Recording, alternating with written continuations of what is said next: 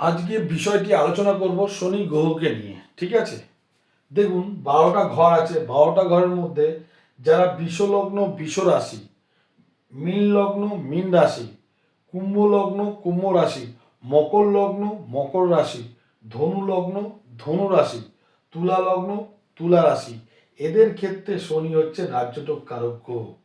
এদের ক্ষেত্রে যদি শনি উচ্চ অবস্থায় থাকে, শনি যদি উচ্চস্থ অবস্থায় থাকে, তাহলে তারা প্রচুর উন্নতি করে থাকে।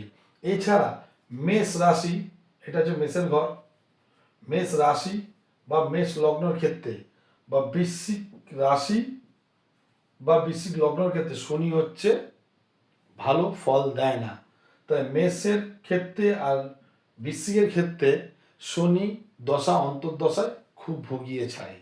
ঠিক আছে, কিন্তু 12টা ঘরের মধ্যে যদি আপনার যে কোনো একটি লগ্ন হয়, যে কোনো একটি লগ্ন হয়, ঠিক আছে, ধরুন মিথুন লগ্ন, যদি শনি আপনার 1 2 3 4 5 6 7 8 9 10 11 11 নম্বরের স্থানে যদি শনি অবস্থান করে থাকে, ঠিক আছে, তাহলে আপনার 12টা লগ্নের মধ্যে যেটা লগ্ন হবে, দেখুন শনি আপনার 11 নম্বর ঘরে বসে আছে কিনা। যেমন ধরুন ধনুর ক্ষেত্রে, তাহলে 1 2 3 4 5 6 7 8 9 10 11 এই ঘরে যদি শনি বসে থাকে, মানে লগ্ন যেটা হবে তার 11 নম্বর হাউসে যদি শনি বসে থাকে, তাহলে আপনার বিশ্বস্ত বন্ধু ভালো বন্ধু হয়ে থাকবে এবং আপনার বয়সের থেকে কোনো মহিলা আপনার থেকে বড় হবে, তার সাথে অবৈধ সম্পর্ক থাকবে এবং তার দ্বারা আপনি অনেক উন্নতি করতে পারবেন। যেই উন্নতিটা করতে পারবেন সেটা আপনার পরবর্তী প্রজন্মের